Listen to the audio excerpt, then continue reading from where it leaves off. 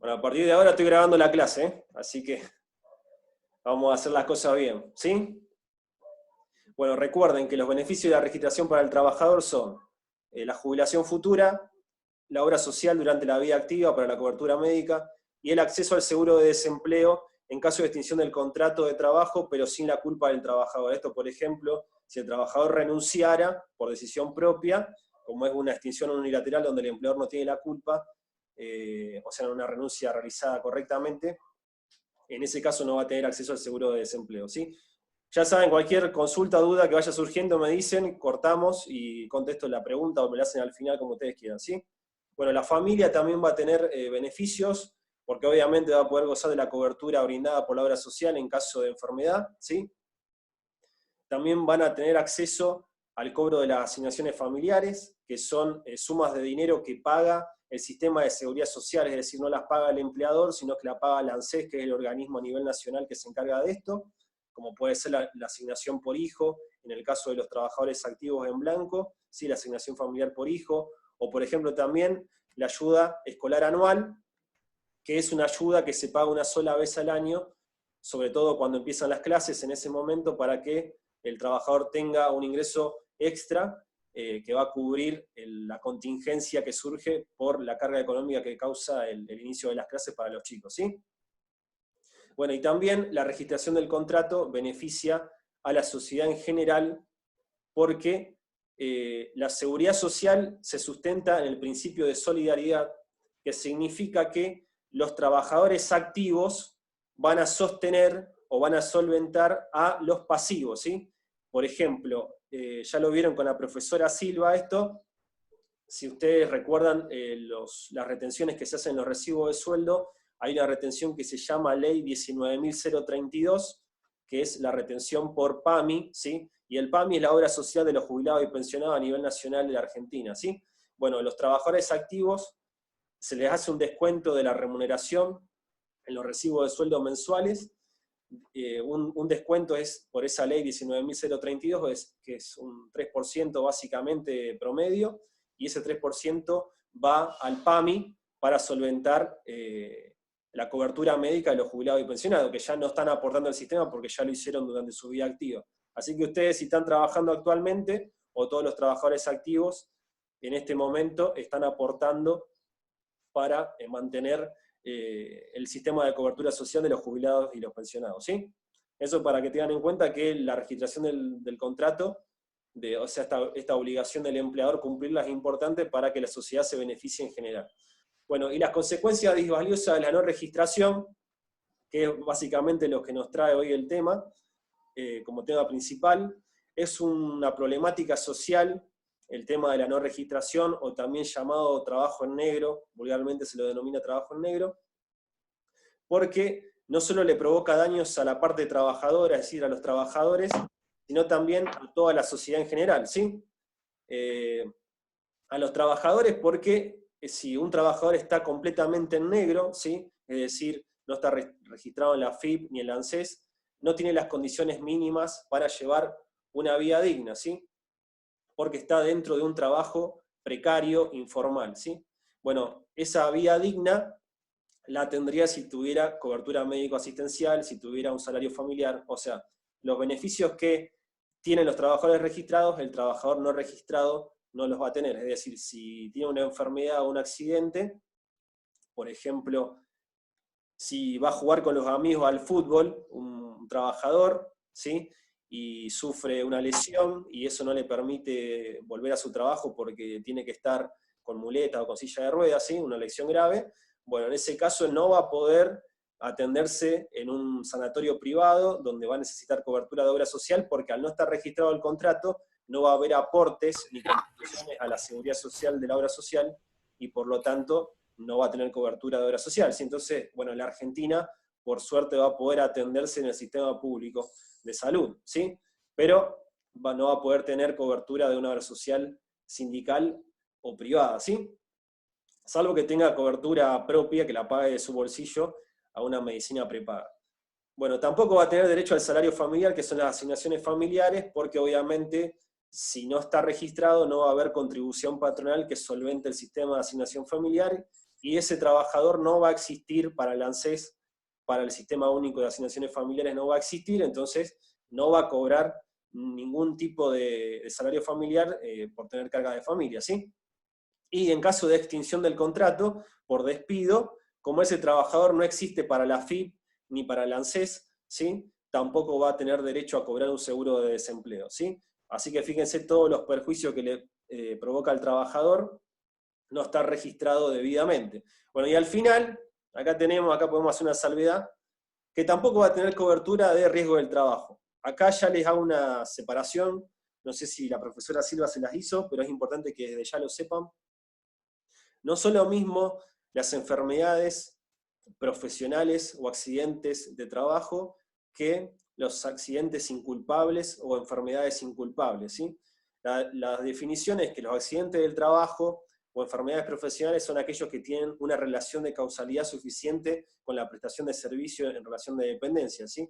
O sea, supónganse que trabajan en una fábrica, como ejemplo, y con una máquina se cortan un dedo de la mano, bueno, esa contingencia, ese accidente de trabajo, va a ser cubierto por la aseguradora de riesgo del trabajo, porque es un accidente laboral, ocurrió durante la prestación de tareas estando a disposición del empleador, ¿sí? Siempre y cuando ese trabajador esté registrado en AFIP, ¿sí? Como trabajador en relación de dependencia, porque al hacer la registración, según lo que vieron con la profesora Silva, recuerden que hay que hacer la registración a través de AFIP, en simplificación registral. Cuando uno hace la registración, queda dado de alta al trabajador, y desde ese momento va a tener cobertura de la aseguradora de riesgo de trabajo que haya contratado la parte empleadora, ¿sí? Pero las enfermedades y accidente inculpable, que son la otra categoría, es el caso, por ejemplo, de la persona que va a jugar al fútbol y se quiebra por una lesión. Bueno, eso no va a ser atendido por la ART, sino por la obra social, porque fue un accidente que no tiene que ver con el trabajo, ¿sí? Así que, bueno, esa es la separación. Entonces, las ART, ¿qué van a hacer? Las ART son las que cubren las contingencias por accidente de trabajo o enfermedades profesionales, ¿sí? Pero si tenemos un trabajador que no está registrado, no va a existir para la ART, porque nunca el empleador denunció la relación frente a la aseguradora de riesgo del trabajo, ¿sí? Entonces, en ese caso, a ver, tenemos un chat.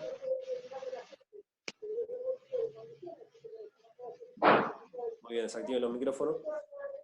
En caso de un accidente de trabajo o una enfermedad profesional sufrida por un trabajador que no está registrado, en principio no va a haber cobertura de aseguradora de riesgo del trabajo, porque la RT, ¿qué va a decir? No, yo a este trabajador no lo conozco, el empleador no denunció la relación, el contrato de trabajo no está registrado, por lo tanto yo no tengo por qué cubrir esa contingencia laboral, ¿sí? Pero en la práctica, lo que puede hacer el trabajador, sobre todo si tiene un accidente o una enfermedad profesional grave, puede considerarse injuriado con la parte patronal por no haberlo registrado en su momento, tiene que intimar la registración, ¿sí? La debida registración, y a la vez pedir las prestaciones de la ley de riesgo de trabajo, es decir, que el empleador se haga cargo de la cobertura de la enfermedad profesional o del accidente de trabajo, ¿sí? Bueno, y después lo que pasa en la práctica, lo que tiene que hacer el empleador es iniciar un juicio laboral en donde se demanda al empleador que no me registró, donde hay que probar la relación laboral, ¿sí? Y en ese caso se reclamará todas las indemnizaciones por el despido, porque en ese caso el trabajador se va a considerar en situación de despido indirecto por la no registración, es decir, que hubo una injuria suficiente para considerarse despedido, y a la vez va a demandar a la aseguradora de riesgo de trabajo que tiene cobertura al empleador para que le otorgue las prestaciones, acreditando en el expediente judicial que hay una relación laboral con ese empleador, va a poder solicitar las prestaciones de la aseguradora de riesgo de trabajo, ya sean prestaciones médicas y las prestaciones dinerarias por la incapacidad que tenga ese trabajador, ¿sí? Así que les quedó claro, diferencia entre accidente de trabajo, enfermedad profesional y accidente inculpable, ¿sí? ¿Qué dice? Parece que nos han dado más tiempo, así que vamos a seguir adelante. La diferencia entre accidente de trabajo y enfermedad profesional, y la diferencia entre accidente inculpable y enfermedad inculpable. ¿Sí? Recuerden que los primeros son cubiertos por las ART, siempre y cuando el trabajador esté registrado, si no tendrá que hacer un juicio para poder obtener la cobertura. y los otros están cubiertos por la obra social que tenga ese trabajador, que tiene que estar registrado para tener cobertura de obra social. ¿Sí? ¿Hasta acá vamos bien?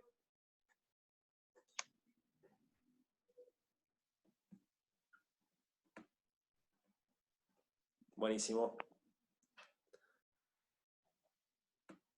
Bueno, y también la no registración. A ver, tenemos más chat.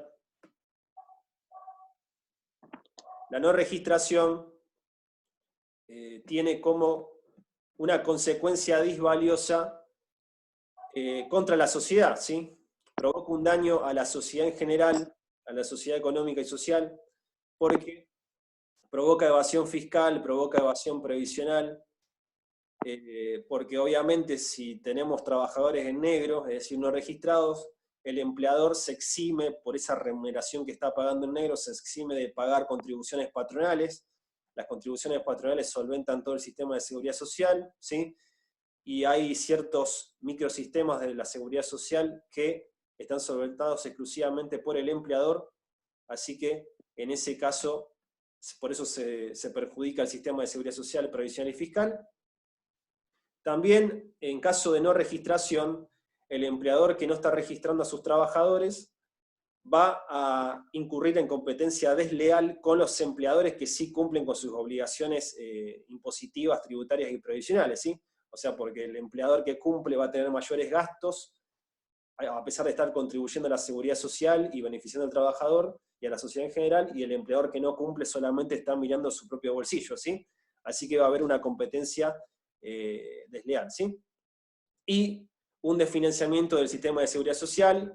A futuro ese trabajador particular o los trabajadores no registrados no tendrán acceso a la jubilación, van a tener que optar por un régimen no contributivo, ¿sí? O por alguna moratoria del Estado que les brinde la jubilación o la pensión.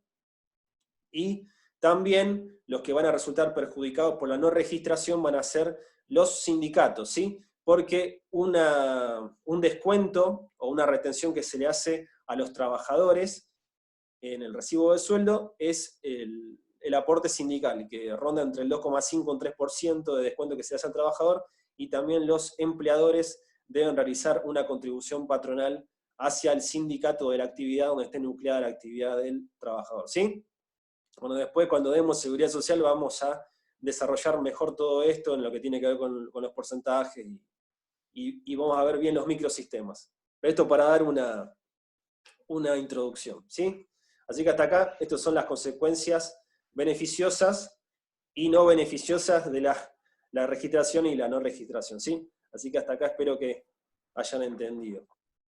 Vamos a seguir con el Power.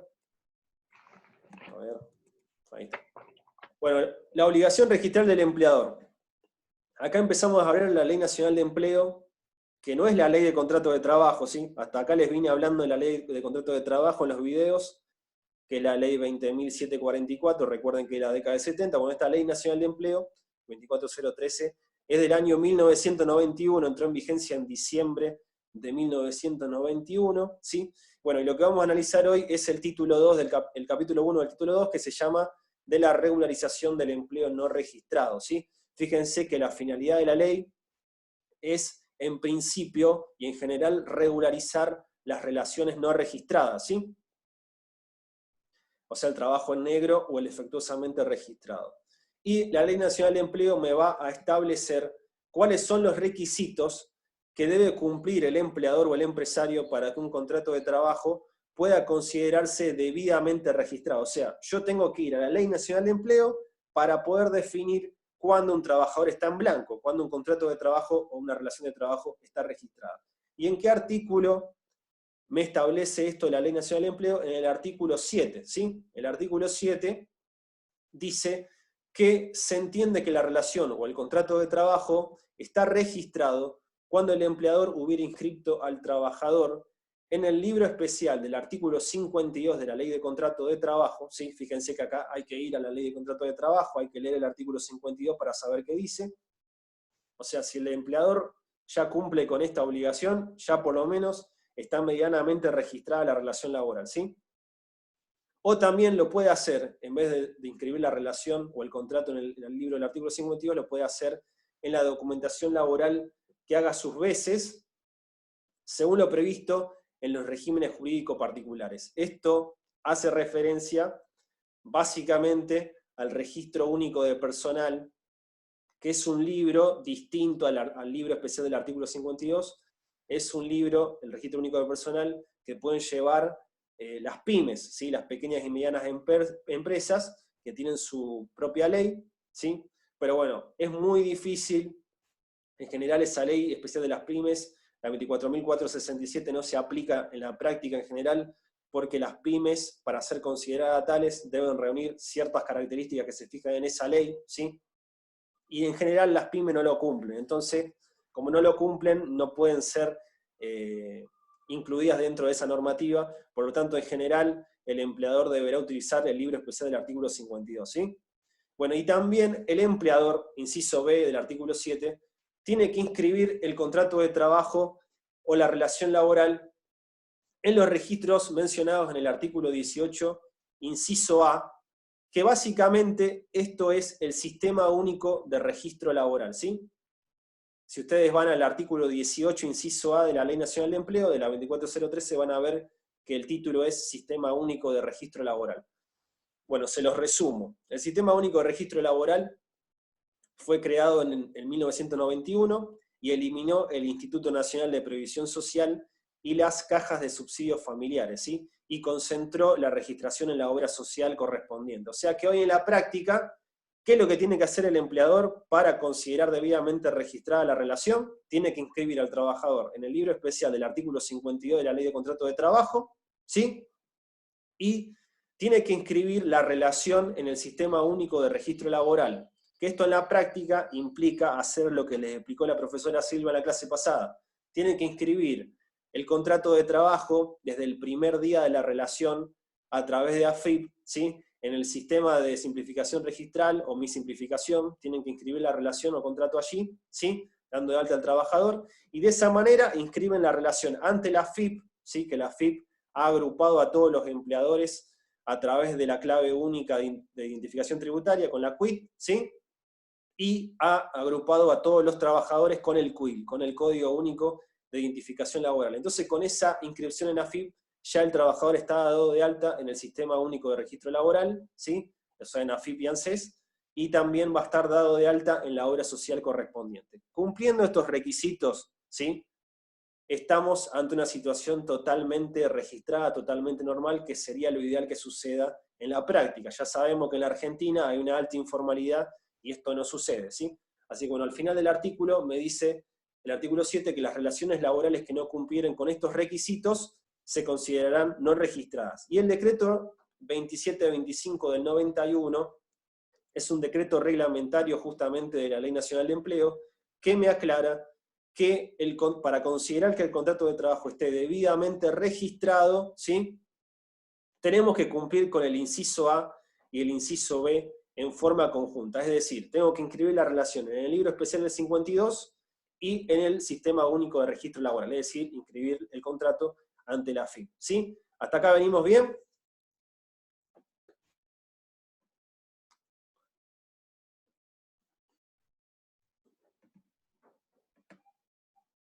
Buenísimo. ¿Se escucha bien el audio? ¿No se corta?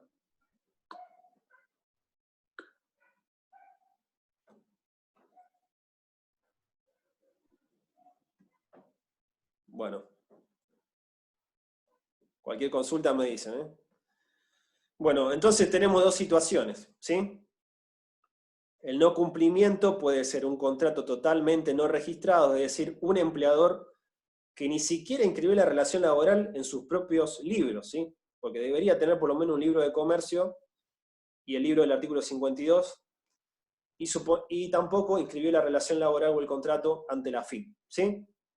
Y la segunda opción que tenemos, que puede darse, que también obviamente es un contrato informal, es cuando el contrato está defectuosamente registrado o parcialmente registrado. Bueno, acá lo que pasa es que el empleador cumple con la obligación de inscribir el contrato de relación en el artículo 52 y también cumple con el alta en AFIP, pero oculta o modifica algún elemento o dato de la relación laboral para ahorrarse o abaratarse determinados gastos presentes o futuros. Los dos ejemplos clásicos, y que son los que trata la Ley Nacional de Empleo en el artículo 9 y 10, el primero del artículo 9, que podemos considerar como contrato defectuosamente registrado o parcialmente registrado, es cuando el empleador cumplió con la obligación registral, tiene el artículo 52 bien confeccionado y escribió la relación ahí, pero en ese caso establece o consigna en el libro especial y en la AFIP una fecha de ingreso de ese trabajador que es posterior a la real, ¿sí? Una fecha de ingreso posterior a la real. Supóngase, yo empecé a trabajar hace un año y recién hoy el empleador me da de alta y dice que hoy empecé a trabajar. Sé que hay un año de trabajo en negro, ¿sí? Hay un año que no tuve aporte a la seguridad social, ¿sí? Estaba totalmente desprotegido a nivel de seguridad social y estuve totalmente en negro, ¿sí? Y a partir de hoy voy a estar en blanco. Bueno, ese es un contrato defectuosamente registrado. Y el segundo supuesto es el de el artículo 10 de la Ley Nacional de Empleo, que es cuando el empleador declara una remuneración inferior, o sea, más baja, que la que realmente cobra en la realidad ese trabajador. ¿Sí? Acá tenemos una parte del sueldo cobrado en blanco, que figura en el recibo de sueldo, y sobre lo cual habrá aportes y contribuciones, es decir, cargas sociales a la seguridad social, y otra parte del sueldo totalmente en negro. ¿Sí? Bueno, como ustedes verán, esto lo hace el empleador para abaratar costos que tiene como empleador, como empresario. En el caso de una registración de una fecha posterior a la real, esto perjudica al trabajador en lo que tiene que ver con la antigüedad, ¿sí?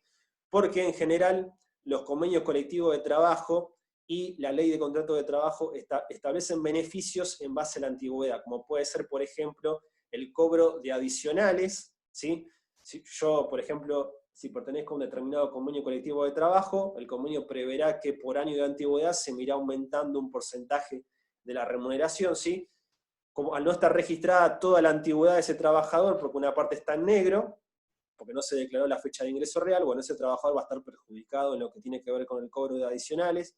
También no podrá acceder o no estará en las mismas condiciones que otros trabajadores que hayan estado en blanco desde el principio, en lo que tiene que ver con el acceso a puestos de trabajo de mayor jerarquía, ¿sí? Porque va a ser considerado como un trabajador que empezó más cerca hacia la fecha y no se va a contar todo el periodo anterior que estuvo en negro, ¿sí? Así que todo esto perjudica al trabajador y también lo perjudica en el tema de vacaciones, porque la ley de contrato de trabajo y los convenios fijan la cantidad de días de vacaciones según la antigüedad que tenga ese trabajador en su puesto de trabajo, ¿sí? Así que bueno, esto perjudica al trabajador en lo que tiene que ver con la fecha, y en lo que tiene que ver con la consignación de la remuneración inferior a la real, esto perjudica al trabajador en lo que tiene que ver con el ingresos de aportes y contribuciones a la seguridad social, porque van a ser inferiores a un trabajador que esté completamente registrado, porque está cobrando una parte en negro, ¿sí?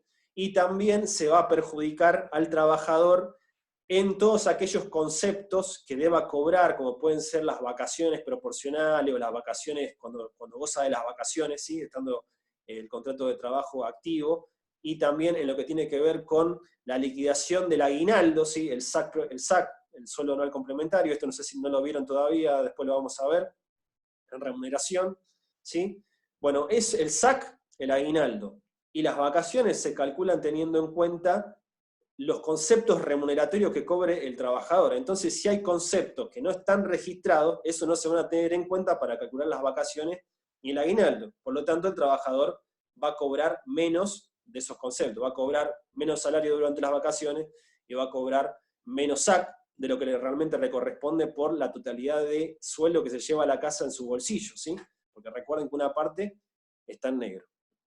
Bueno, así que ahora vamos a analizar primero el libro especial del artículo 52. A ver, tenemos un mensaje.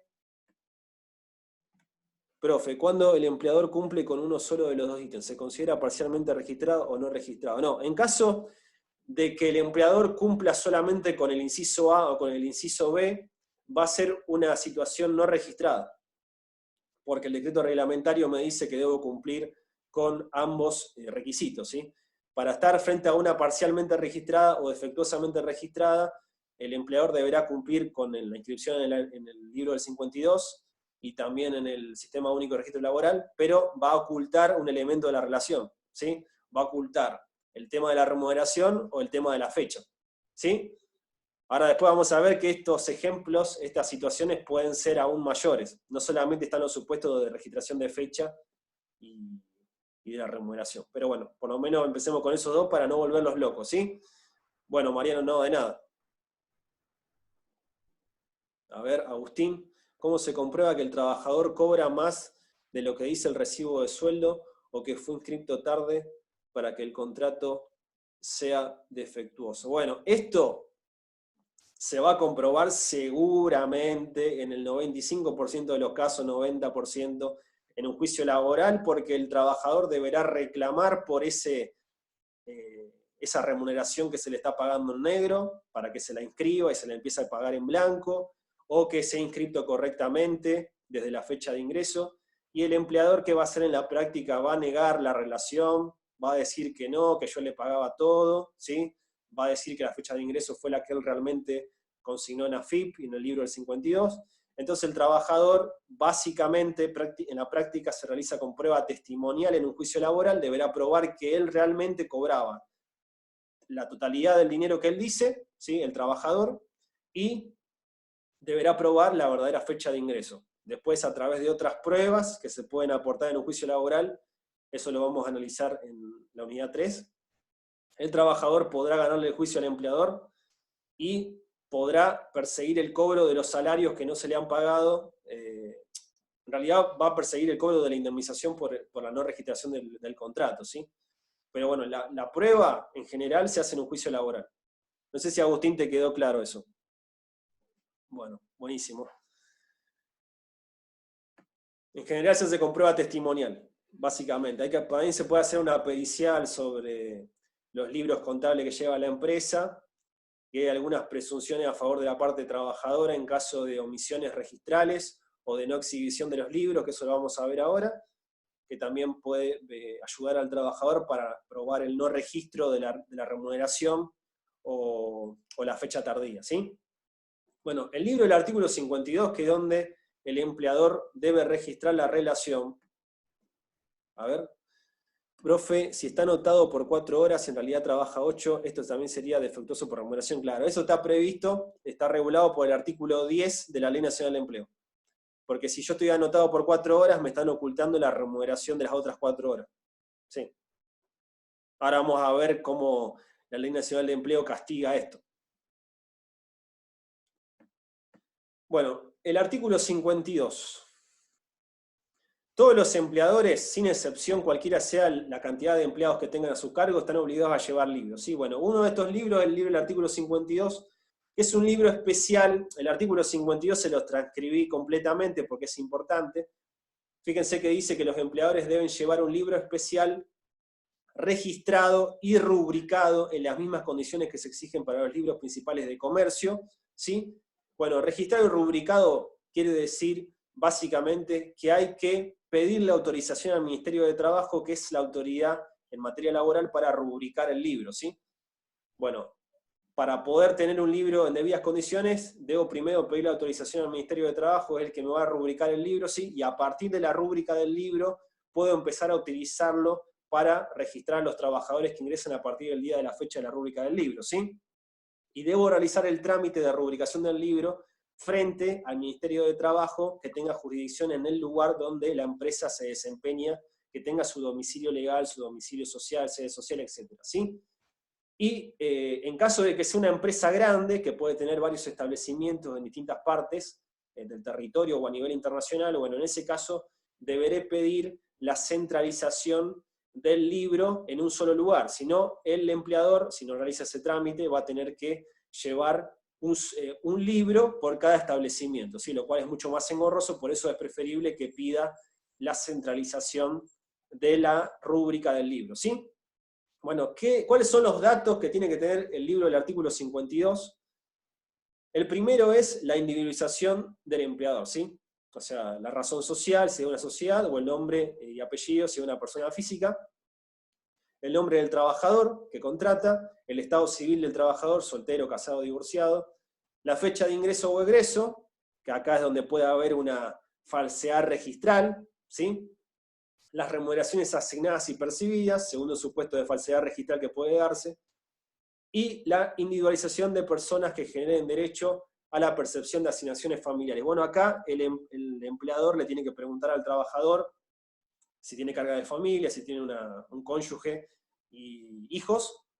Bueno, en ese caso estarán los hijos y la cónyuge, o el cónyuge, inscritos también en el artículo 52, y de esta manera, después con la inscripción en AFIP de estos datos, se devengarán los conceptos por asignaciones familiares, ¿sí? Bueno, y también deberán consignarse los demás datos que permitan una exacta evaluación de las obligaciones a su cargo, y los que establezca la reglamentación, alguna reglamentación, decreto reglamentario que reglamente al libro del artículo 52, pero básicamente son los que dije hasta el inciso F acá, son esos, ¿sí? Esto es importante que conozcan, porque si hay alguna omisión del empleador o alguna falsedad registral y el trabajador prueba lo contrario con otra prueba, como puede ser una testimonial, ¿sí? O con una pericial contable, bueno, la ley laboral va a presumir que lo que dice el trabajador es cierto, y la omisión registral o el no debido, o cuando el empleador no lleva debidamente el libro, va a perjudicar al empleador durante la producción de la prueba en el juicio laboral, ¿sí? Bueno, y después el artículo establece ciertas prohibiciones para asegurar o garantizar la integridad del libro, es decir, que no sufra alteraciones que pueda perjudicar al trabajador, ¿sí? Se prohíbe alterar los registros, se prohíbe dejar blancos o espacios, se prohíbe hacer interminaciones, raspaduras o enmiendas, y en caso de hacer enmiendas, deberán ser salvadas, ¿sí? O sea, deberán ser salvadas por el empleador debajo, aclarando qué es lo que quiso hacer en la enmienda, y el trabajador deberá controlar esa enmienda, porque debe tener firma del trabajador, y también control del Ministerio de Trabajo, ¿sí? Tampoco se pueden tachar anotaciones, eliminar fojas o alterar su foliatura o registros, es decir, el orden que tienen las hojas del libro, ¿sí?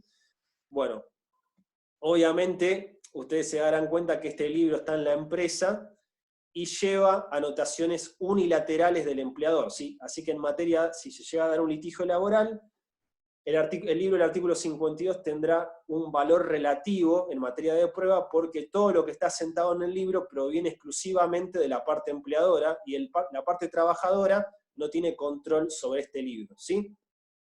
Así que debemos tomarlo como prueba con pinzas, porque puede haber falsedades registrales puestas a propósito por el empleador, ¿sí?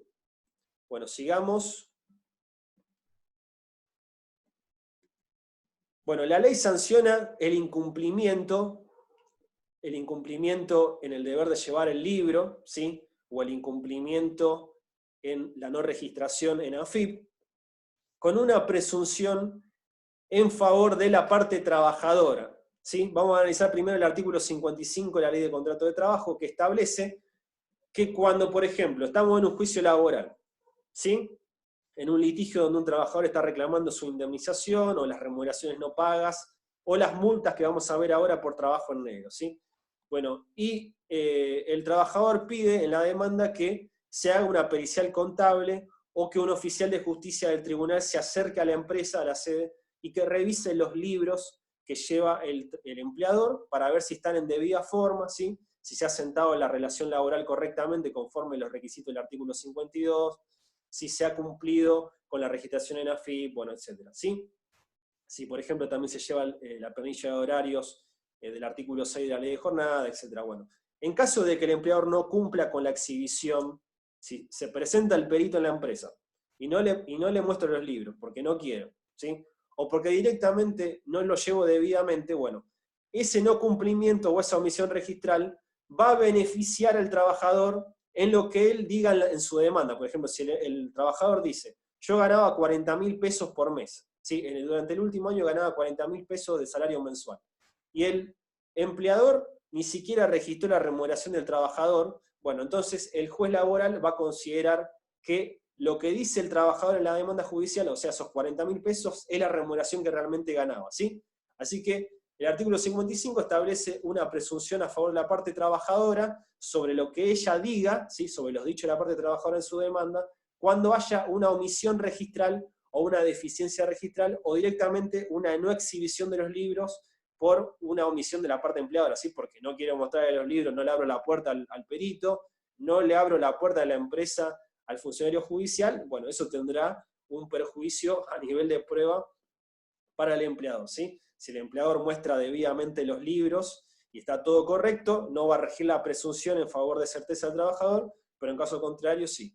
Y esto es importante que sepan que la presunción siempre es a favor del trabajador, pero es una presunción iuris tantum, por lo tanto si el empleador prueba que ha llevado debidamente la relación, no rige la presunción, y la presunción, el alcance de la presunción es sobre los extremos o circunstancias que debían estar documentadas en el libro del artículo 52 o en el resto de la documentación laboral que debe llevar el empleador.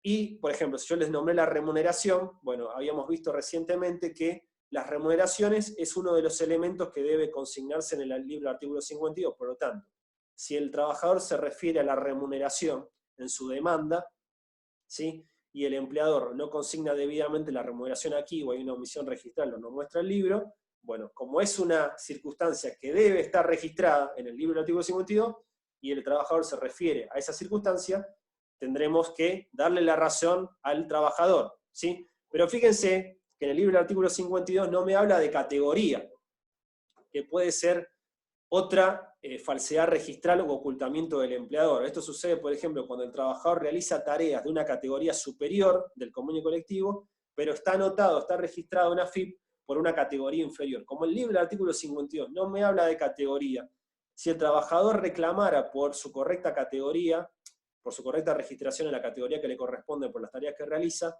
no regirí, en principio no rige la presunción del artículo 55, porque no es una circunstancia que esté dentro de la nómina del artículo 52. ¿Hasta acá me van siguiendo?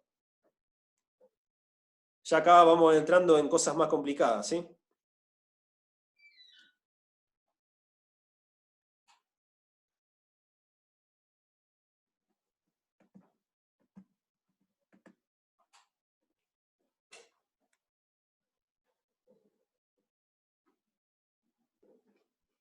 Bueno, listo. Bueno, sigamos adelante. A ver, Mariano.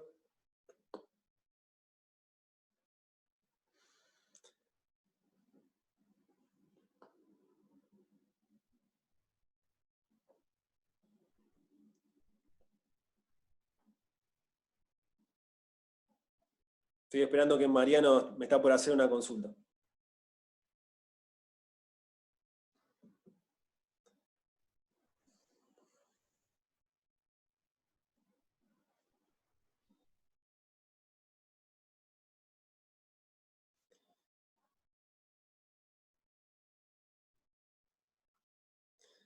Sí, puede ser, Mariano, pero la jurisprudencia, en los casos en concreto que se han dado, considera que la categoría no está dentro de la nómina del artículo 55 y por lo tanto no rige el artículo 52 y no rige la presunción del artículo 55.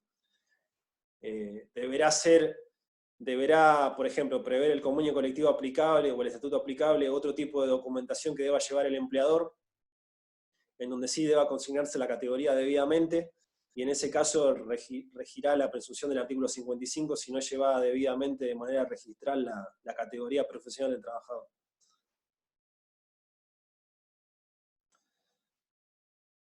Bueno, sigamos adelante, ¿sí? Bueno, también el no cumplimiento de la inscripción en el libro del 52 y en la FIP implica un sumario por infracciones a la ley 25.212. Esta ley se llama Pacto Federal del Trabajo, que básicamente establece, me tipifica cuáles son los incumplimientos que puede llevar adelante la parte empleadora, por ejemplo, la no registración, si el no pago de remuneración a tiempo, etc. Y me los tipifica en infracciones leves, graves o muy graves, y según las infracciones que tipifica la ley 25.212 también me establece sanciones, ¿sí? Si tengo una infracción leve será una determinada sanción mínima, Si tengo una infracción grave o muy grave, la sanción será mayor, ¿sí? Bueno, y en caso de que, esto depende mucho del control que realice la autoridad de trabajo, ¿sí? El Ministerio de Trabajo tiene que controlar el cumplimiento de la normativa, porque si no hay un control o una inspección, obviamente no va a haber ningún sumario a nivel administrativo, ¿sí? Y tampoco habrá aplicación de multas, porque si hay un incumplimiento patronal, le abrimos el sumario a la parte patronal, deberá comparecer y defenderse, y si no cumple, o sea, si no registra debidamente la relación, se le aplicarán las multas que establece la ley 25.212, y en casos extremos, que la parte empresaria no cumpla, se clausurará el establecimiento, ¿sí? Bueno, los principales libros y documentación para hacer un resumen que debe llevar el empleador son el libro especial del artículo 52, o el que haga sus veces, recuerden el registro único de personal de las pymes, que en la práctica prácticamente no existe, porque las pymes no cumplen con los requisitos de la normativa. La planilla de horario del artículo 6, esta ley, la ley 11.544, es la ley de jornada de trabajo, ¿sí? Que la vamos a estudiar en la unidad de jornada de trabajo.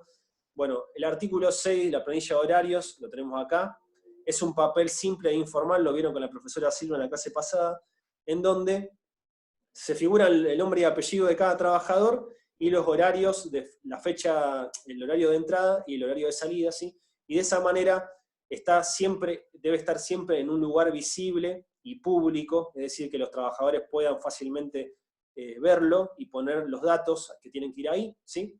Esta es otra documentación o registro que debe llevar obligatoriamente la parte empresaria, ¿sí? Bueno, también están los recibos de pago, que estos son los recibos de sueldo, que están previstos en el artículo 140 de la Ley de Contrato de Trabajo, que me establece los requisitos básicos que debe llevar el recibo de sueldo. El recibo de sueldo es muy importante porque es una constancia del pago de la remuneración en tiempo y forma. Bueno, la constancia de CUIL de cada trabajador, la declaración jurada de cargas de familia, acá la declaración jurada que hace el trabajador sobre la carga de familia que pueda tener para luego cobrar asignaciones familiares, y deberá probar el vínculo con las partidas de nacimiento y de matrimonio. También la constancia de información de condiciones de seguridad y de recepción de elementos de protección personal. Esto tiene que ver que el empleador le informe al trabajador, sobre todo si está dentro de un lugar donde hay una alta tasa de accidentes de trabajo o enfermedades profesionales, como puede ser una fábrica, ¿sí? O los trabajadores de la construcción, debe informársele cuáles son las condiciones de seguridad del trabajador, y debe tener el empleador constancia firmada de la parte trabajadora en caso de que le haya otorgado elementos de seguridad, ¿sí? De protección personal. También el empleador debe contar con declaración jurada de la situación previsional del trabajador. Esto es una declaración por escrito que hace el trabajador, que tiene que ver con si actualmente cobra alguna jubilación, pensión o algún retiro no contributivo, lo cual es difícil porque si es un trabajador activo es difícil que lo esté cobrando. Bueno, un contrato de afiliación entre el empleador y una RT, la ley de riesgo del trabajo, la ley 24.557, la vamos a ver después, establece la obligatoriedad para todos los empleadores de contratar un seguro contra riesgo del trabajo, bueno, esto lo vamos a ver después, ¿sí? Y la constancia de pago de aportes y contribuciones sindicales y de la seguridad social, bueno, esto si tenemos debidamente registrada la relación, tendremos constancia de pago de aportes y contribuciones sindicales y de la seguridad social, ¿sí? Que va a estar reflejado más que nada en el recibo de sueldo y también en la registración de AFIP. Bueno, vamos a seguir. Bueno, acá ya entramos en la parte de incumplimiento. La doctrina en general denomina a las indemnizaciones que van a ir a parar al bolsillo de la parte trabajadora en caso de no registración como multas, ¿sí? Pero también la podemos denominar por su naturaleza jurídica como indemnizaciones laborales, ¿sí? Bueno, las multas de la Ley Nacional de Empleo, que empezó a regir en el 91, en diciembre del 91, se establecen por la no registración total o por el trabajo registrado en forma parcial, es decir, un incumplimiento total de la normativa, que tiene que ver con la no registración en el libro del artículo 52 y en AFIP, o cumpliendo solo uno de los requisitos, y también el trabajo registrado en forma parcial, que es lo que yo les adelanté anteriormente, que es cuando se consigna una fecha de ingreso posterior a la real o una remuneración inferior a la real, ¿sí? Bueno, la Ley Nacional de Empleo, la 24013, lo primero que persigue es que el empleador cumpla con su obligación registral. Así que lo primero que le vamos a pedir al empleador es que regularice la situación, es decir, que registre la relación totalmente en negro o que registre la defectuosamente registrada, denunciando la verdadera fecha de ingreso o la verdadera remuneración de ese trabajador afectado, ¿sí? Y recién cuando el empleador no cumpla con su obligación, habiéndoselo intimado, se establecerá la sanción económica, ¿sí? Que son las multas que prevé la ley, ¿sí? Primero debemos analizar qué es lo que debe hacer el trabajador para poder gozar del cobro de estas multas, ¿sí? El artículo 11 de la Ley Nacional de Empleo establece el requisito de la intimación fehaciente. Si el trabajador no intima, por más que esté no registrado o que esté defectuosamente registrado, no va a poder cobrar estas multas, ¿sí? Así que grábense que el trabajador debe intimar al empleador a la correcta registración o a la regularización de la defectuosamente registrada, ¿sí? Acá me establece expresamente el artículo 11 que las indemnizaciones previstas en los artículos 8, 9 y 10, que son las multas, procederán cuando el trabajador o la asociación sindical que lo represente cumplimente en forma fehaciente las siguientes acciones. Bueno, intime al empleador a fin de que lo inscriba o establezca la real fecha de ingreso o el verdadero monto de las remuneraciones. Y también, bueno, este inciso B es importante. Fue una modificación que se hizo a la Ley Nacional de Empleo en el año 2000, ¿sí?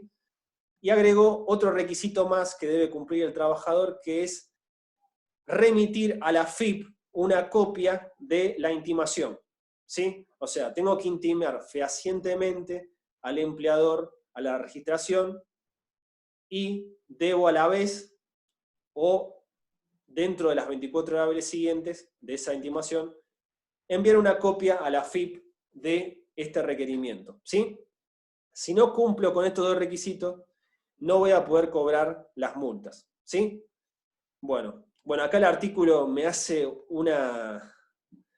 como una narración de lo que debo hacer en el telegrama, ¿sí? Me dice que con la intimación el trabajador debe indicar la real fecha de ingreso y las circunstancias verídicas que permitan calificar a la inscripción como defectuosa.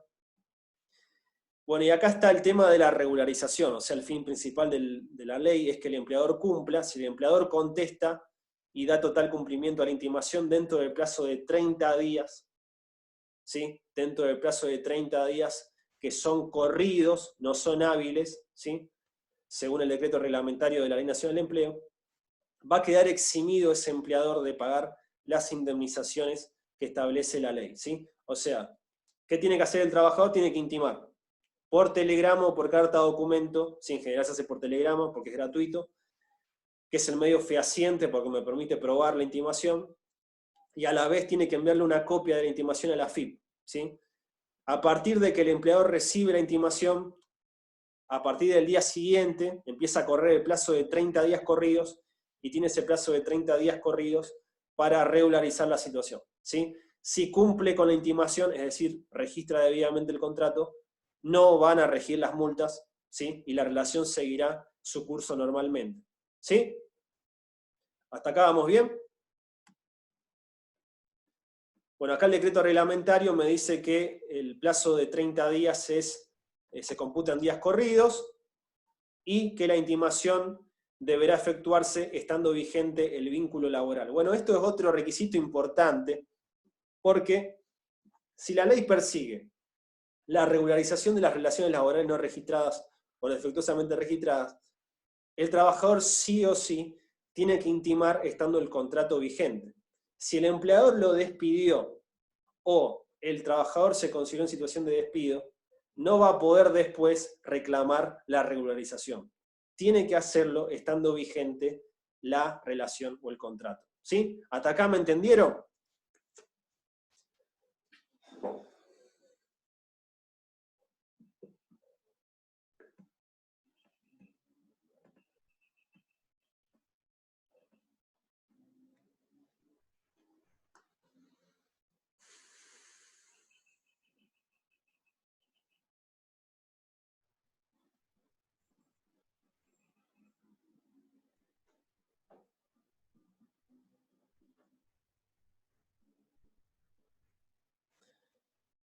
Bueno,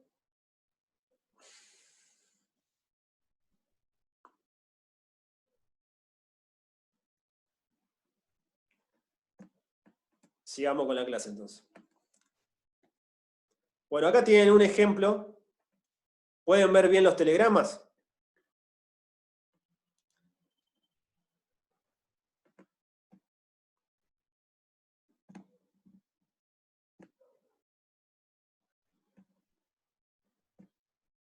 Bien, listo. Bueno, acá tienen un ejemplo de los telegramas que hay que enviar para intimar la relación, ¿sí? Bueno, tienen algunos datos que no, están borrados, que los borré porque son telegramas que ha enviado un trabajador de verdad, y por una cuestión de secreto profesional no puedo divulgar los datos del trabajador, ni tampoco de la empresa a la cual le reclamamos. Por eso he borrado algunos datos.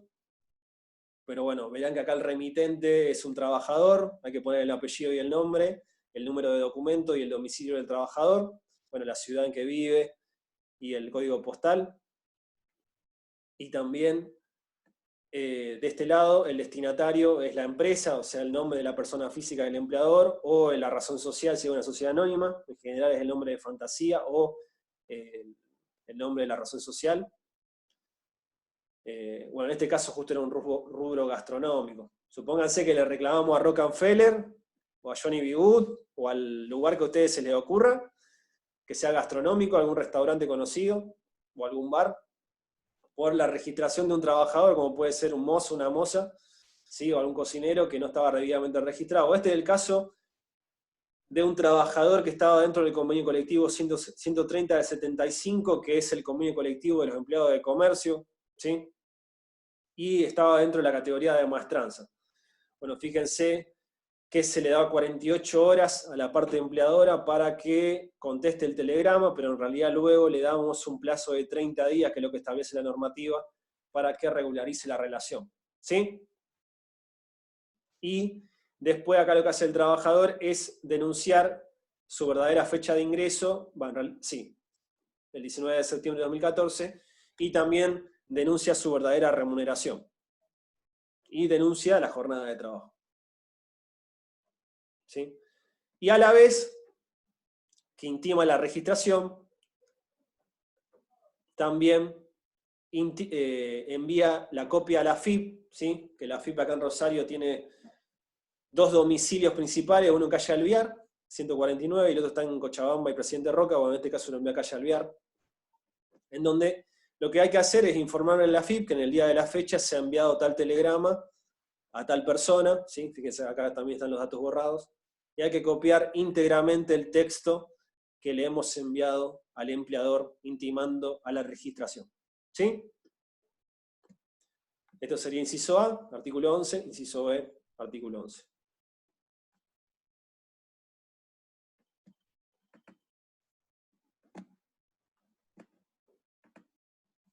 Muy bien. Bueno, acá tenemos el primer caso del artículo 8, la primera multa. ¿Sí? El artículo 8 de la Ley Nacional de Empleo, la 24013, regula la situación en la cual hay una total falta de registración. No cumplí con la inscripción del artículo 52, no inscribí al trabajador en la FIP, ¿sí? Es un trabajador totalmente en negro, ¿sí? No está registrado el contrato. ¿Cuál es la indemnización que le cabe en ese caso al trabajador? Supongamos que intimamos, estando vigente la relación, le enviamos a la FIP también el telegrama, la copia, y lo hicimos estando vigente el contrato. Bueno, el artículo 8 establece que el empleador que no registrare una relación laboral abonará al trabajador afectado una indemnización equivalente a una cuarta parte de las remuneraciones devengadas desde el comienzo de la relación, ¿sí? Computadas a valores reajustados de acuerdo a la normativa vigente, ¿sí? Bueno, y después establece un piso mínimo, que en ningún caso esta indemnización podrá ser inferior a 3 veces la remuneración según el artículo 245. Bueno, acá tengo que explicar varias cosas. Primero empecemos con el primer párrafo. ¿En qué consiste la multa del artículo 8? Bueno, la base de cálculo va a ser la cuarta parte, ¿sí? O el 25% de las remuneraciones mensuales, supongamos que tenemos un trabajador que cobra mensualmente, ¿sí? Devengadas. Devengada quiere decir aquellas remuneraciones a las cuales el trabajador tiene derecho a cobrar. Supónganse que tenga un trabajador con una categoría superior, pero lo tengo registrado por una categoría inferior y deba cobrar por esa categoría superior un mayor salario que no le estoy pagando. Bueno, habrá diferencias salariales que después el trabajador deberá probar que estaba desarrollando tareas en una categoría superior para gozar de esa diferencia salarial. Bueno, esa remuneración superior va a ser la remuneración a la que tenía derecho el trabajador, a pesar que en los hechos percibía, ¿sí?, una remuneración inferior, ¿sí? Bueno, entonces, en la cuarta parte de esas remuneraciones mensuales devengadas, desde el inicio de la relación, es decir, desde el día 1 de la relación hasta la fecha de extinción del contrato, es decir, en general, cuando hay un despido, ¿sí?, o una renuncia. Bueno, en ese caso, hasta esa fecha voy a tener que contar las remuneraciones, ¿sí? Acá les doy un ejemplo para que lo entiendan, más fácil. Tenemos un trabajador con una remuneración mensual fija de 40.000 pesos, ¿sí? Y el contrato de trabajo se extendió durante un año, es decir, durante 12 meses. Bueno, ¿cómo calculamos la multa del artículo 8? Bueno, tenemos que hacer multiplicar el salario, que es 40.000, ¿sí? 40.000. ¿Por qué multiplicamos por 13? Porque tenemos 12 remuneraciones, porque tenemos 12 meses, más el aguinaldo, el SAC, el sueldo anual complementario. El SAC es un aguinaldo más, perdón, es un salario más, que se divide en dos, pero en realidad es uno solo, o sea, se divide a la mitad y se cobra una parte a mitad de semestre, o sea, a mitad de año, en el primer semestre, y la otra mitad se cobra a fin de año, ¿sí? Por imperativo legal se divide en dos cuotas, pero en realidad es una sola remuneración más. Entonces, durante el año tenemos 13 salarios, ¿sí? Y por imperio del artículo 8, el resultado, es decir, multiplicamos 40.000 por 13, y el resultado lo dividimos por 4, o sea, la cuarta parte, y eso nos va a dar la multa del artículo 8 por la no registración de este trabajador en concreto, que va a ser 130.000 pesos. Ustedes, esto es un ejemplo, imagínense un trabajador con muchos años de antigüedad va a tener una alta indemnización por trabajo negro, ¿sí? Bueno, la multa no tiene tope, es decir, dependiendo de los años de antigüedad que tenga el trabajador, va a ser la indemnización, ¿sí? Pero sí tiene un piso mínimo, que es lo que establece el segundo párrafo, cuando me dice que la indemnización nunca puede ser inferior a 3 veces el importe mensual del salario que resulte de la aplicación del artículo 245. Bueno, acá ya me tengo que ir al artículo 245 para que entiendan de lo que estamos hablando, ¿sí? El artículo 245 trata de la indemnización por antigüedad, ¿sí? O sea, me establece cuál es la indemnización por despido sin causa o por despido indirecto causado, ¿sí? Y me establece una base de cálculo. Me dice que voy a pagarle un mes de sueldo por año de servicio o fracción mayor de 3 meses de indemnización a ese trabajador. Y voy a tomar como base la mejor remuneración mensual normal y habitual. Es lo que dice acá. Mejor remuneración mensual normal y habitual. Es decir, que la indemnización del artículo 8 nunca va a poder ser inferior a 3 veces la mejor remuneración mensual normal y habitual. Si tomamos el ejemplo que les di recién, tomamos los 40.000 pesos como mejor remuneración mensual normal y habitual, ¿sí? Y la multiplicamos por 3, en este caso, a ver si movemos esto,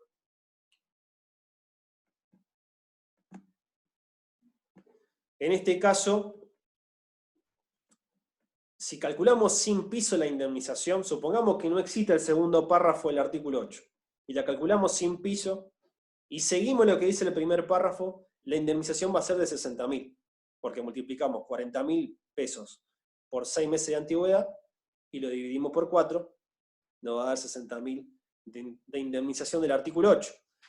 Pero si aplicamos el piso mínimo del segundo párrafo, nos va a dar un resultado distinto, porque tomamos la mejor remuneración mensual normal y habitual y la multiplicamos por 3. ¿Sí? Nos va a dar 120.000. ¿El cálculo sin piso no sería 6,5? Sí, bueno, en este ejemplo no le agregué el SAC para no hacérselo más complicado, pero si tomamos el SAC hasta junio, perdón, tendrías que calcular más 20.000 más. Y dividirlo por 6.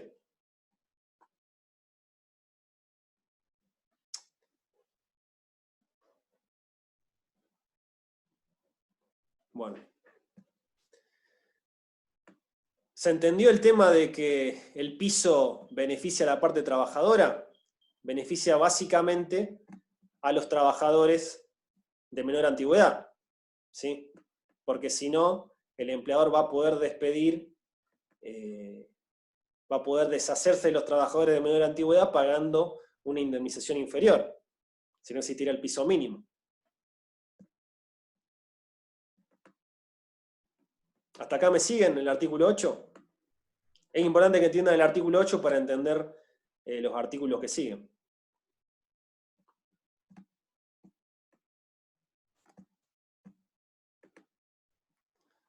Bueno.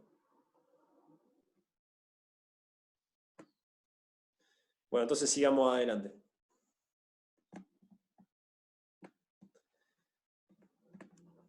Bueno, el artículo 9 trata de ya un caso de defectuosidad en la registración, es decir, cuando el empleador registra una fecha de ingreso posterior a la real. ¿Sí? Esto es lo que le había adelantado anteriormente. El artículo 9 dice, el empleador que consignare en la documentación laboral una fecha de ingreso posterior a la real, abonará al trabajador afectado una indemnización equivalente a la cuarta parte del importe de las remuneraciones devengadas desde la fecha de ingreso hasta la fecha falsamente consignada. O sea, ¿en qué va a consistir la indemnización? Va a ser la cuarta parte del salario que se devengue desde la fecha real de inicio de la relación hasta la fecha falsamente denunciada por el empleador. ¿Sí?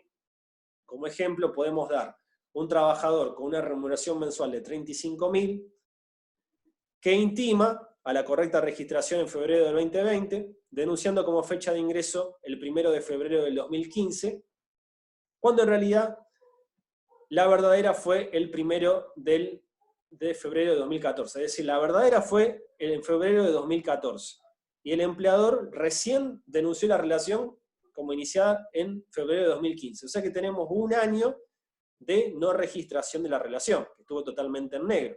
Entonces, en ese caso, la ley me dice que debo multiplicar el salario que ha venido cobrando durante ese año de no registración por los 13 meses, porque recuerden que tenemos que agregar el SAC, en que la relación no estuvo registrada. Y a ese resultado lo dividimos por 4. Entonces tenemos 35.000 por 13, lo dividimos por 4, y 113.750 será la multa por la no registración durante ese año.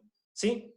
Bueno, en este supuesto el artículo 9 no tiene un tope, igual que en el artículo 8, pero tampoco me establece un piso mínimo, así que independientemente de cuál haya sido el periodo durante el cual la relación no estuvo registrada, serán los periodos que debo contar para calcular la indemnización por registro de una fecha falsa. ¿Sí? Y el artículo 10 tiene el caso de la registración de una remuneración inferior a la realmente percibida por el trabajador. ¿Sí? El artículo 10 me dice que si consigno una remuneración menor a la real, bueno, debo abonar una indemnización equivalente a la cuarta parte de las remuneraciones devengadas y no registradas. Pasándoselo al llano, la base de cálculo es la cuarta parte de las remuneraciones devengadas en negro. ¿Sí?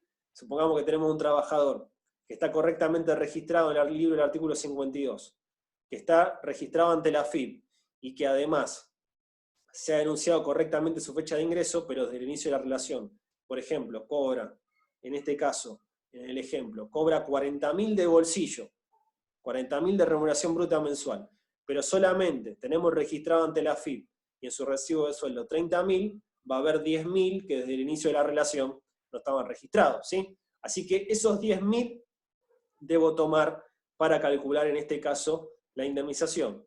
Si estuvo durante 5 meses mal registrado, bueno, debo calcular los 10.000, que es la remuneración que cobraba en negro, por 5, por los 5 meses, y ese resultado lo divido por 4 y me da 12.500 como indemnización. ¿Sí? Bueno, en este supuesto no existe tampoco un piso mínimo, como en el artículo 8, ni tampoco un tope. ¿Sí? Así que todo va a depender de la cantidad de tiempo durante el cual estuvo mal registrada la relación. Bueno, hay una aclaración en lo que tiene que ver con los supuestos que regulan los artículos 9 y 10. ¿Sí? El artículo 9 y el 10 solamente tienen en cuenta los casos de la fecha de ingreso y la remuneración inferior a la real, ¿sí? Pero no regulan otros casos de incorrecta registración. Esto es lo que tiene que ver, por ejemplo, con la categoría, con la naturaleza del vínculo, con la modalidad contractual, con la incorrecta categorización del trabajador dentro del convenio colectivo de trabajo, ¿sí? Así que en principio el artículo 9 solo trata de la fecha falsamente consignada y el artículo 10 solamente va a tratar de la remuneración inferior a la real, ¿sí? Y el verdadero objetivo de las multas es evitar el fraude, es decir, tiene un efecto preventivo y también sancionatorio frente al empleador para que realmente registre, para no después ser sancionado, ¿sí? Y evitar la evasión de los derechos del trabajador y de terceros, bueno, que puede generarse a partir del ingreso de aporte y contribuciones, por montos inferiores a los reales, ¿sí? Y por pérdidas de beneficios derivados de la antigüedad. Esto es lo que les expliqué anteriormente, ¿sí? Bueno, ¿a partir de cuándo va a comenzar la mora? Les pregunto, a ver si se les ocurre. Teniendo en cuenta el artículo 11, la intimación. La mora para el trabajador. Supónganse, yo intimo. Corren los 30 días y el empleador no me registra. ¿Cuándo comienza la prescripción para iniciar la acción judicial para reclamar las multas?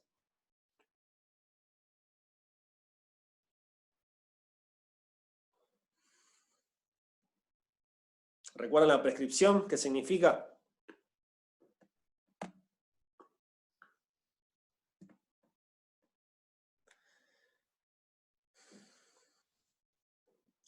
¿A nadie se le ocurre?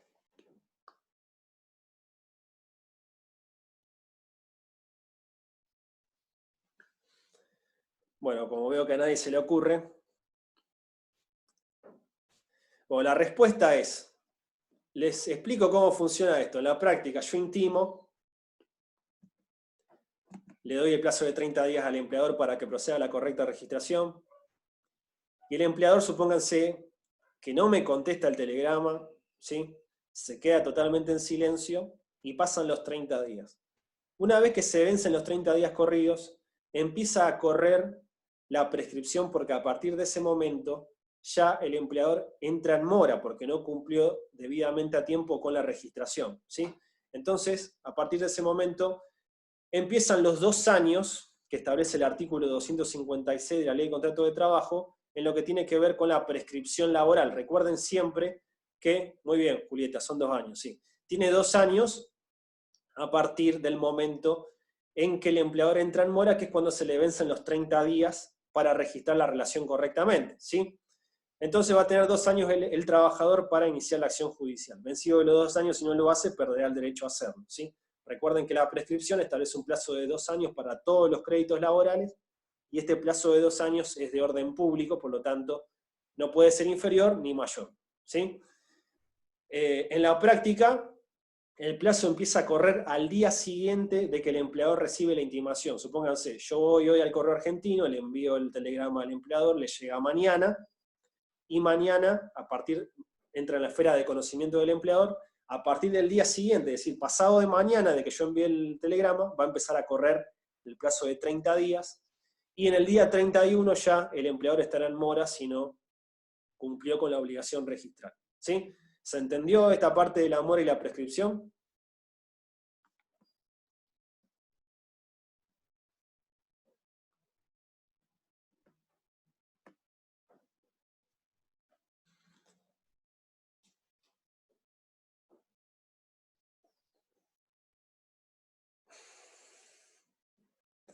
Buenísimo.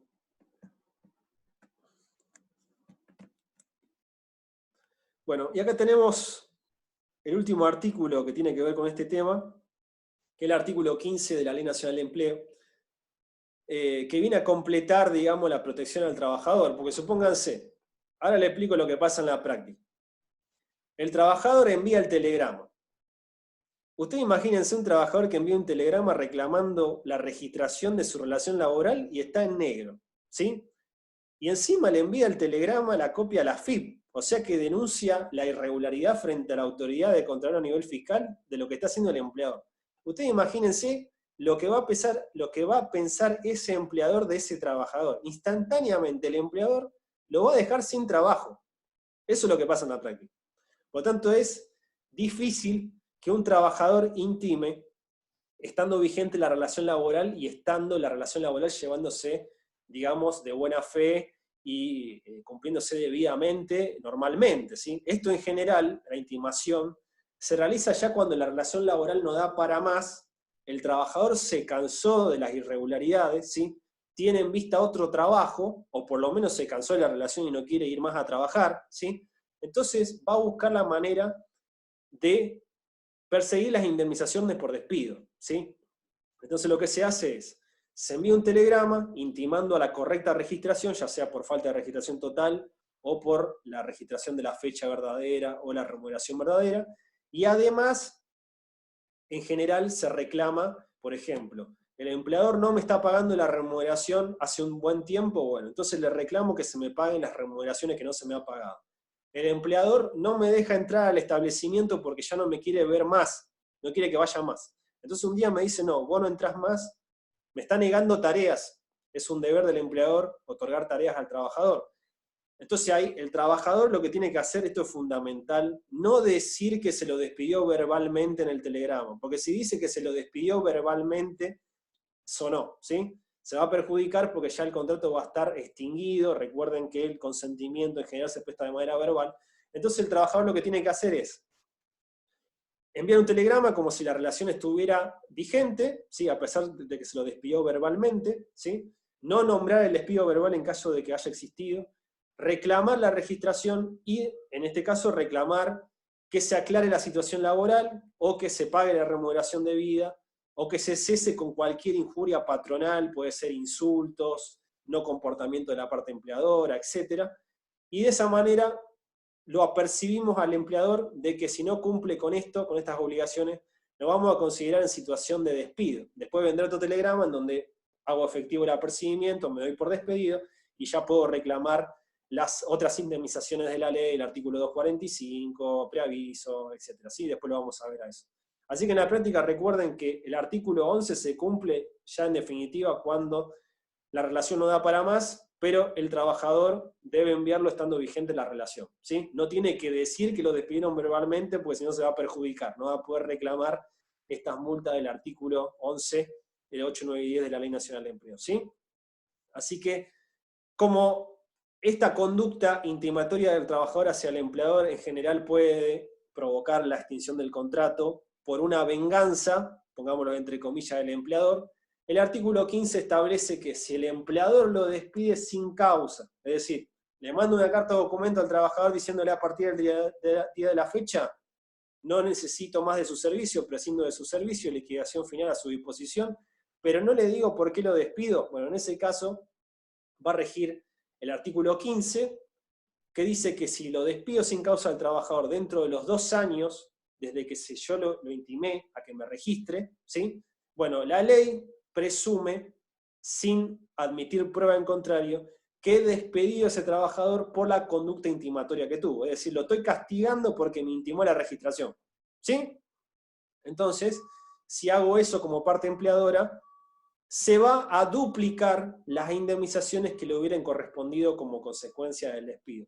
Si están anotando lo que estoy diciendo, desde ya les digo que las indemnizaciones que se duplican por este despido, digamos, vengativo del empleador, son la indemnización por antigüedad del artículo 245, la indemnización sustitutiva de preaviso del artículo 232 de la Ley de Contrato de Trabajo, y la integración del mes de despido del artículo 233 de la Ley de Contrato de Trabajo. La jurisprudencia mayoritaria consideran que estos son los 3 conceptos que se duplican por el artículo 15 de la Ley Nacional de Empleo, ¿sí? No se van a duplicar las vacaciones proporcionales ni el SAC proporcional porque son conceptos que se perciben cualquiera sea la extinción del contrato, y, por ejemplo, por renuncia también se perciben el SAC proporcional y las vacaciones, y no por despido solamente. Entonces la jurisprudencia considera que solamente artículo 245, 232 y 233 van a ser los que se van a duplicar, ¿sí? Y también en el segundo párrafo el artículo, acá me habla del despido directo, el primer párrafo, es decir, el despido que hace el empleador, y el segundo párrafo me habla del despido indirecto. A ver, tenemos un chat. Se repiten. La indemnización por antigüedad del artículo 245.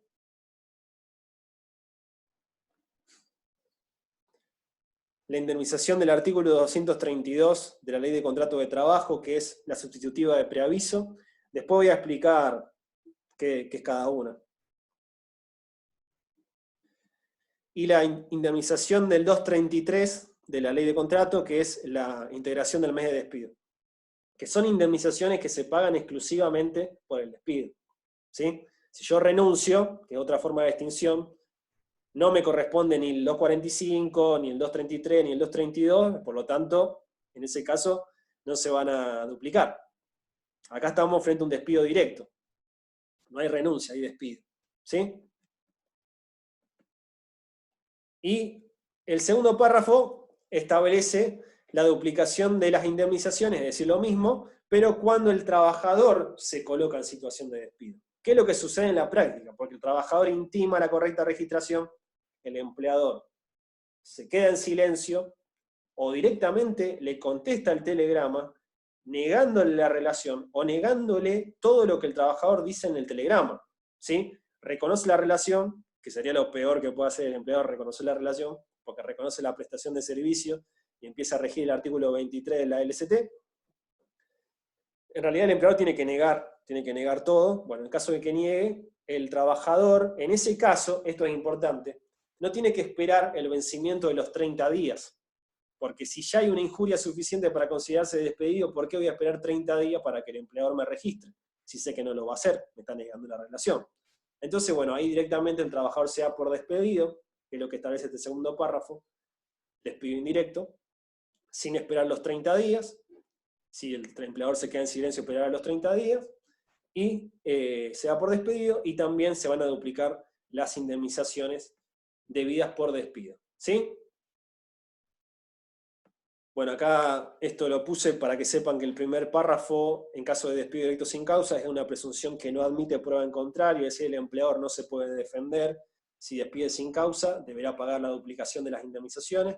Y en caso de despido indirecto, cuando el trabajador sí se pone en situación de despido, el empleador podrá probar, porque es una presunción iuris tantum, es decir, que admite prueba en contrario, el empleador podrá probar que ha cumplido con sus obligaciones y que no ha querido que el trabajador se ponga en esa posición, ¿sí? Pero en general va a ser una prueba difícil, porque cuando se hace el despido indirecto es porque hay una injuria patronal en la cual el empleador no está cumpliendo con alguna de sus obligaciones principales, y el trabajador se pone correctamente en situación de despido y gozará de las indemnizaciones que correspondan, ¿sí? Bueno, los requisitos de la indemnización del artículo 15, se los dije explicándoles lo que sucede en la práctica. Debe intimar conforme el artículo 11, es decir, a la correcta registración, y no es necesario, esto es importante, no es necesario que envíe la copia a la AFIP. Supónganse que omitió la copia a la AFIP por X causa, debería ser una mala praxis profesional del abogado que le haga el telegrama, porque el abogado que hace el telegrama debe saber que también hay que remitir la copia a la AFIP, para gozar de los artículos 8, 9 y 10. ¿Sí? El artículo 11 me dice que para poder gozar de las multas de los artículos 8, 9 y 10, debo enviar copia a la AFIP y intimar al empleador. Pero el artículo 15 no me dice eso, solamente me dice que debo cumplir con el artículo 11, es decir, la intimación sola. Así que cumpliendo con la intimación solamente, sin enviar copia a la AFIP, el artículo 15 me protege.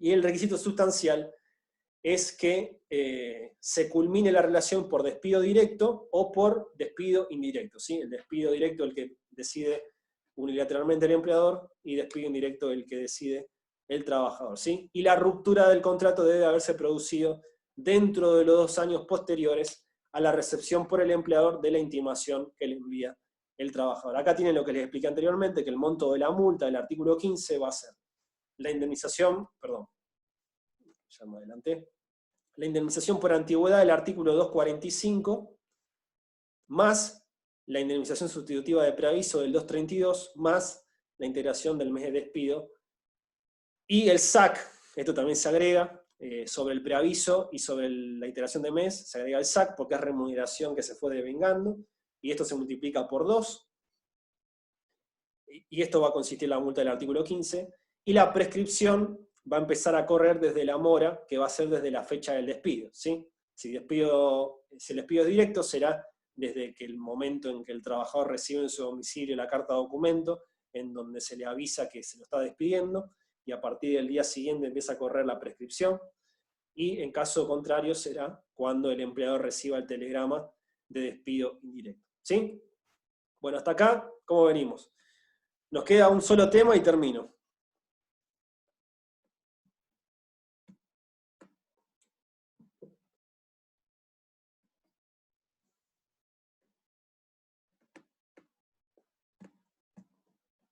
A ver.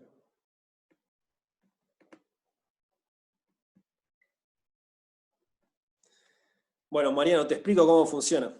Tenés que calcular la integración de mes de despido y la indemnización sustitutiva de preaviso, que no las voy a explicar ahora porque si no se va a hacer largo la clase, y prefiero explicarlas cuando demos despido. Capaz, Fernanda las explique antes que yo. Pero lo que se hace es, cuando tenés el cálculo del preaviso y de la integración de mes de despido, lo que tenés que hacer es el monto que te dé por cada uno, dividirlo por 12. ¿Sí? Entonces, ese resultado, por ejemplo, que indemnización sustitutiva de preaviso sea 5.000 pesos, suponete. Lo dividís por 12 a 5.000 y el resultado se lo agregás a los 5.000 y ahí tenés ya el SAC incorporado. ¿Sí? Y eso después lo multiplicás por 2. ¿Se entendió?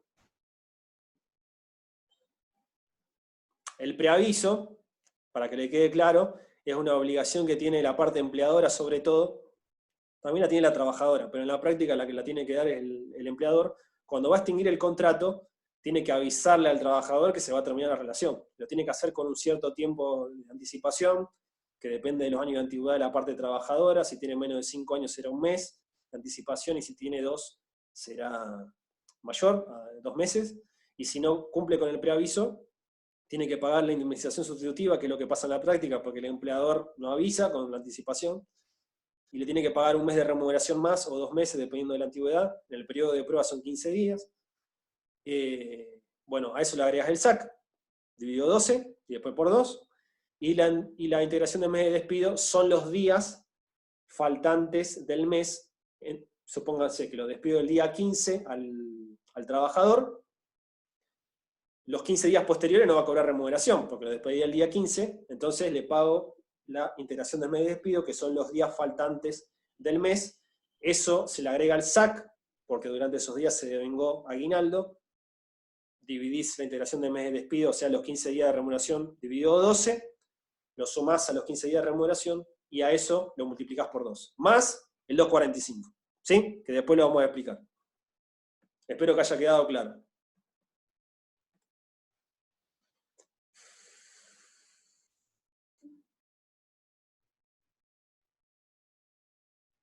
¿Listo? Les doy esta última parte. Bueno, acá tenemos otra ley, que es la ley 25.323, que se sancionó en el año 2000, y que viene a completar el cuadro sancionatorio de la Ley Nacional de Empleo, ¿sí? Es decir, el trabajador que no intimó, estando vigente la relación laboral, en general por miedo a perder la fuente de trabajo, ¿sí? ¿Qué pasa con ese trabajador no registrado? ¿Sí? Bueno, la Ley 25.323 lo protege. ¿Qué establece la Ley 25.323? Un incremento de las indemnizaciones laborales. O sea, protege el trabajo en negro y el trabajo en gris, que es lo que establece el artículo 9 y 10 de la Ley Nacional de Empleo. El artículo 1 establece, de la Ley 25.323, que las indemnizaciones previstas por el artículo 245 de la Ley de Contrato de Trabajo, ¿sí? Solamente consideren esa indemnización, no hay ninguna otra más, ¿sí? Este artículo 7 de la 2503 está derogado, no existe ya. O las que en el futuro la reemplazan, me dice el artículo, ya el legislador se adelanta, si más adelante hay una modificación de la ley de contrato, y hay otro artículo que regule la indemnización por antigüedad, bueno, pero actualmente lo que está vigente es el 245, ¿sí? Así que lo que va a duplicarse en este caso va a ser el 245, cuando una relación laboral al momento del despido no esté registrada o lo esté de modo deficiente, ¿sí? Entonces, la ley 25.323 establece una protección al trabajador que no intimó, estando vigente la relación, es decir, no cumplió con el artículo 11 de la Ley Nacional de Empleo, ¿sí? O supónganse que cumplió a mitad, ¿sí? Intimó y no envió la copia FIP, ¿sí? Bueno, en ese caso también estará protegido, ¿sí? Bueno, y la relación no tiene que estar registrada, es decir, totalmente en negro, o puede estar de modo deficiente, ¿sí? Fíjense que deficiente es un término amplio, ¿sí? Acá el artículo no me dice si estamos en presencia de un trabajador que se lo registró tardíamente, o si cobra una remuneración mayor que la que está registrada, ¿sí? Pero la mayoría de la jurisprudencia y de la doctrina considera que este término deficiente hace referencia a los artículos 9 y 10 de la Ley Nacional de Empleo. Es decir, se va a duplicar el 245 cuando la relación esté totalmente no registrada o cuando haya una consignación de una fecha posterior a la real o una remuneración inferior a la real, ¿sí? Y no va a contemplar los casos de una indebida categorización o ocultamiento de otro elemento de la relación que no sean los del artículo 9 y 10, ¿sí? Y fíjense que al final, el artículo 1 de la ley 25.323 establece que este incremento indemnizatorio no va a ser acumulable con las indemnizaciones de los artículos 8, 9, 10 y 15 de la Ley Nacional de Empleo, que son los que vimos anteriormente, ¿sí? Es decir, si intimo estando vigente la relación laboral, la ley que me va a proteger va a ser la 2403. Y por lo tanto me tengo que ir al 8, 9, 10 o 15 para ver qué es lo que me corresponde según la situación concreta del trabajador. Y si no intimé estando vigente la relación laboral, va a ser la 25.323 la que me protege, ¿sí? Eso lo tienen que tener claro. Bueno, en este caso no se requiere ninguna intimación del trabajador, ¿sí? O en caso de que haya intimado y no cumplido con los requisitos del artículo 11 de la Ley Nacional de Empleo, ¿sí? Y la mayoría de la doctrina y jurisprudencia considera que la ley 25.323 es complementaria, por lo tanto solamente contempla los casos de no registración o de los 9 y 10, ¿sí? Y, bueno, tuvo como finalidad disminuir los incumplimientos registrables, porque obviamente si duplicamos el 245, esto es una sanción a la parte empleadora, por lo tanto estamos buscando que preventivamente registre debidamente las relaciones, y el cese del vínculo es un requisito de viabilidad para la duplicación de la indemnización, ¿sí? Porque fíjense que el artículo me habla de que al momento del despido, ¿sí? Tiene que haber un despido directo o un despido indirecto, y tiene que estar la relación laboral no registrada o registrada de modo deficiente para que tenga operatividad la duplicación del 245, ¿sí? Bueno, y como expresamente el artículo me dice que lo que se va a duplicar va a ser el 245 solamente, en este caso no se duplica la indemnización sustitutiva de preaviso, como en el caso anterior del artículo 15, y no se duplica la integración del mes de despido, ¿sí? Solamente se duplica el 245, ¿sí? En el caso de la ley 25.323. Como verán, esta indemnización es mucho menor a la que establece la Ley Nacional de Empleo, que puede ser mucho mayor por los años de antigüedad, ¿sí?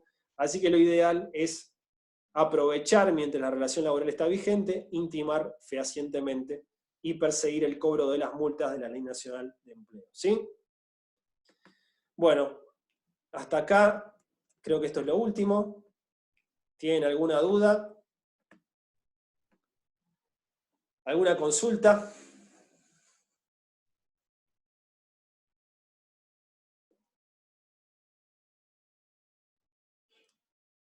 Sí, se está grabando, así que la vamos a subir.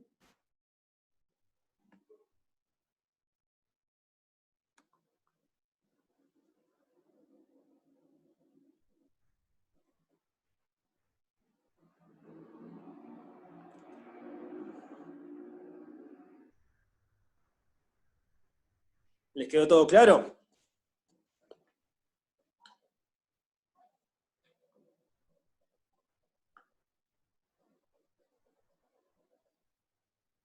Bueno, la idea es dar la clase que viene, el miércoles que viene, el miércoles 22, si no me equivoco, a la misma hora, a las 11 de la mañana. Así que bueno, le estaré avisando. Seguramente la haremos por Zoom también. Y vamos a dar, queda por dar modalidades contractuales de la unidad 4, ¿sí? Vamos a dar el periodo de prueba y las modalidades contractuales que son las excepciones. Así que bueno, hasta acá llegamos con la clase, ¿sí? Cuídense, quédense adentro de la casa si pueden, salvo que por alguna urgencia tengan que salir afuera o por fuerza mayor. Y mientras dure el aislamiento haremos las clases de esta manera. Lamentablemente lo mejor siempre es la presencialidad, porque es otra forma, ¿sí?